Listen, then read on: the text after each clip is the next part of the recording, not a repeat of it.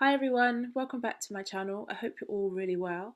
In this video I'm going to show you how to make some self-covered buttons. They are a great way to use up some old remnant fabric and add something a little extra special to an item.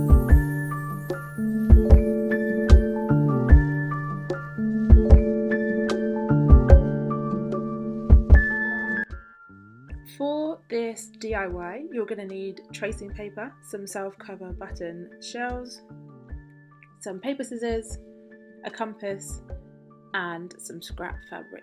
You will also need fabric scissors, pins, and if you are using a lightweight fabric like chiffon, you will also need some interface.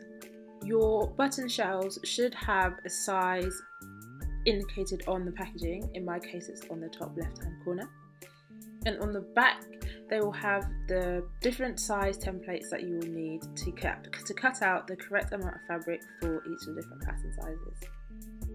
What you want to do is check which size it is that you need and open out the packaging if it is on the back like it is in the case of mine, and then line up your tracing paper to the edge of the backing card to help you find the center, and then you want to get your pin pot, as I have, to help weigh down the other end of the tracing paper so it doesn't move around too much and you have one hand to steady it and the other hand to use on your compass.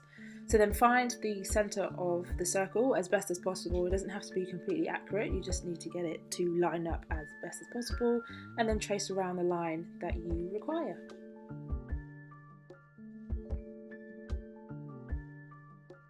You then want to grab your paper scissors and cut out the circle.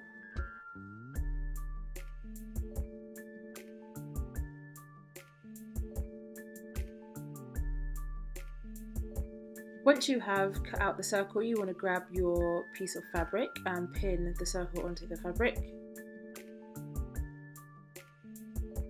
Once pinned, you want to cut out your circle. You want to make it as neat as possible, but if there are a few odd edges that aren't completely clean, not to worry, because you will be able to even that out once you start attaching the fabric onto the button. Once you've cut out your circle and unpinned it, you can just lay it on a template to double check that you've cut out the correct size. Don't worry if the edges don't completely match up, because we can resolve that once we start putting the fabric onto the button shell. You then want to take it to the sewing machine and you want to do a good gather stitch around the edge of the circle. You want to be between 3 and 5 millimeters away from the edge, so as close to the edge as possible, but not so close to the edge that your machine won't actually be able to get through the fabric. I would recommend taking your time with this to make sure that the stitches go around in a circle so that you can get the best fit around the button shell. So now you want to remove the buttons from the backing. This can take a bit of effort depending on how tight they are on, but don't worry, they will come off with a little bit of a wiggle, but also be careful not to break them, and that's what they look like. You have the washer and then the actual button to cover. So you want to start by pulling the gather stitches on the circle that you've got so that it starts to form a bit of a cup for the button to be able to sit into.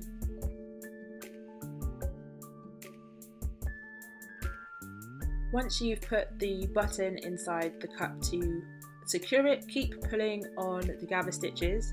Because I did the stitches too far away from the edge of the fabric, it's a bit difficult to pull it as tight as I want it to, but if you keep pulling them, all the edges will keep coming in, but also be careful not to pull the thread too tight so that it breaks, because then it will be even harder to get the fabric to wrap around the button shell. And then tie off the edges, and as you tie them off, they help to pull in the fabric as well, so just make sure they're nice and secure, and then you just want to cut off the threads. Tuck in as much of the loose ends as you can around the inside of the button, and then you want to take the washer teeth side down and you want to attach it. You want to lay it over the button and press it down to secure it in place, but if you have any sticky out bits, just gently remove it and then try again to put the washer on and secure it in place by pressing down. You can also use a spool of thread to help secure it in place, but it was easy enough for me to do it with just my fingers. And there you have your self-covered button made.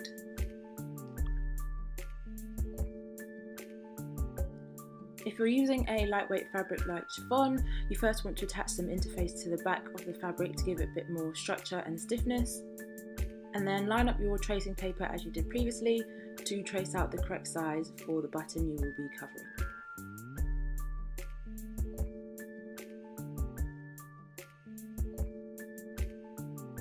Once traced, cut out the circle as you did previously and pin to your fabric, but also don't forget to double check that it all lines up to the template correctly, and then you can just cut it out.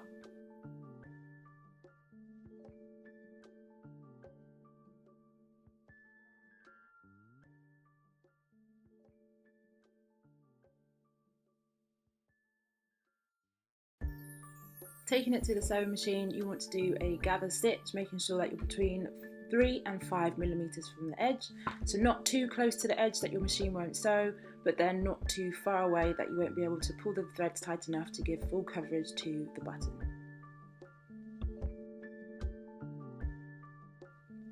Now gently pull the gather stitches together to start forming a cup for the button to sit into.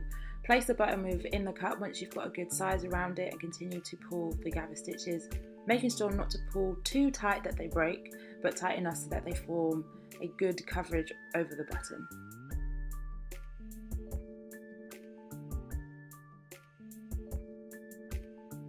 Tie off the ends to secure the cover of the button in place and to make sure that it is fitting snugly around. And then you want to take the washer teeth down and place that over the button and press into place.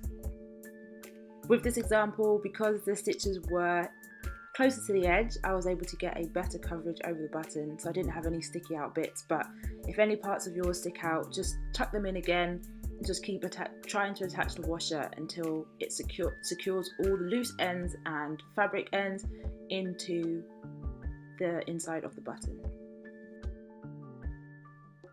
And there you have some chiffon covered buttons ready to attach onto your next make.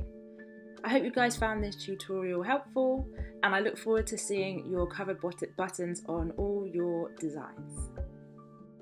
Thank you for watching. Don't forget to like, share and subscribe, and I will see you guys next time. Bye!